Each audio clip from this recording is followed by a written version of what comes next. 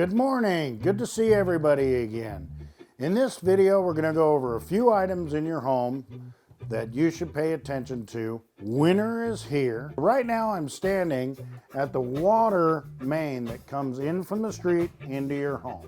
You can see you have a valve that shuts it off and a pressure regulating device. This is good to have because of the high water pressure coming in the home. You need to reduce that pressure to protect all of your appliances and piping in your home. So this is good to see that we have one.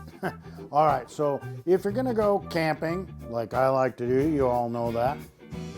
When I'm leaving for a 2-day little excursion or something like that, the good idea to do is shut it off. So righty-tighty, lefty-loosey, or clockwise, you just turn it and turn it all the way off. And then go to your sink in the basement or whatever the lowest, turn it on, let it just kind of drain out. And now you've kind of relieved pressure off the pipes and everything. Go on your trip and rest at ease.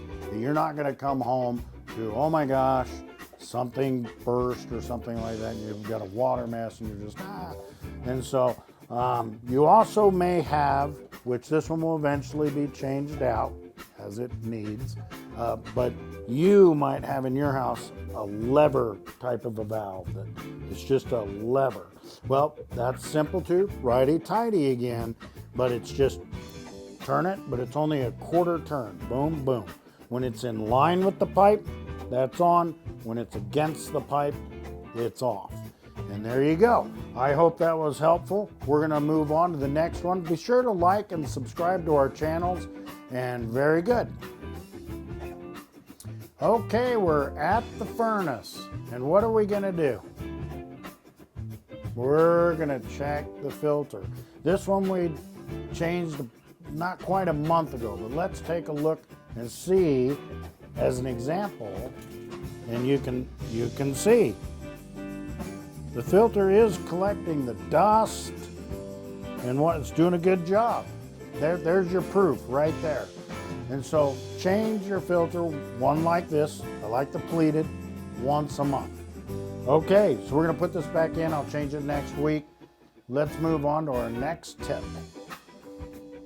Okay, here we are at the thermostat. Okay, now this one is a Honeywell.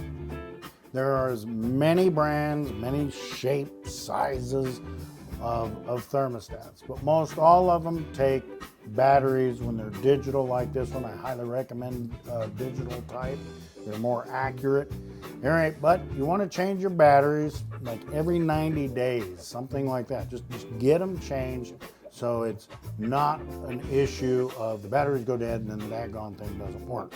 All right, so what I like to do is use two hands, okay, because some of them kind of come off from the top, from the bottom. This one's from the bottom, but it's a two-piece item.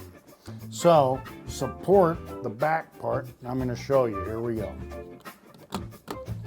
There we go. See, this came off in my hand, and this part is anchored to the wall. Okay, so and here's the batteries. You just change those out. Some of them are AA. These are AA. Some of them can be triple. If you change it out, just you have your batteries off, bada bing, you get them changed. You're not going to lose the memory with that type of just change. You'll sit it on the counter or something for an hour or 2 hours. Yeah, maybe it's not going to have your program. But anyway, you just quickly change them and then it's a piece of cake. This one again was a bottom type application. So see, it sits there. Now watch. Voila, you're done. Piece of cake. All right, again, remember to like and subscribe, and on to our next tip. Okay, we're at the door. That's right. So what we're checking here for your doors and the windows is we're checking the seals, where we're literally, you can run your hand down it, and do you feel a breeze? Is it cool coming through there? Well, how are those seals doing? Does it need attention as a repair or whatnot? The windows, same thing. And then if ever between the glass, because double pane, between the glass there's a gas that they put in there. And if that's gone, and you know that, if moisture is in between, may need a window replacement to solve that. Or sometimes they call it reglazing. They can just replace the panels themselves. At any rate, another thing, what's above me? The ceiling. That's right. In this home, that's the attic. You may have to go upstairs and your attic. At any rate, what about the insulation up there? Is it from day one when the home was built? Is it minimum code requirements? Maybe this much insulation or something, not very much. There you go. Now's a good time, or any part of the year, to add insulation in your attic. It's really relatively inexpensive, and it can really keep the warm or cool in your home. And so if you're trying to cool down your home, there you go. The insulation is creating that barrier and not letting it just go right through the sheetrock into the attic. So it saves utilities, stopping drafts, things like that, and insulation in your attic, utility bills. And I use the word cozy, comfortable, keeps you comfortable, cozy. There you go. So on to our next tip. And we are outside, and I'm dumb because I don't have a coat on. Anyway, so your air conditioner. People ask me all the time, hey, should I cover it up? Is it fine? Is it not fine? My recommendation is you don't need to cover it up. They're built for the outside, to be rained on, things like that, they're fine. But if you want to cover it up, go ahead. One thing you could do is you can open this up, pull the disconnect. This one actually says off. Put it in the off position. Why is that?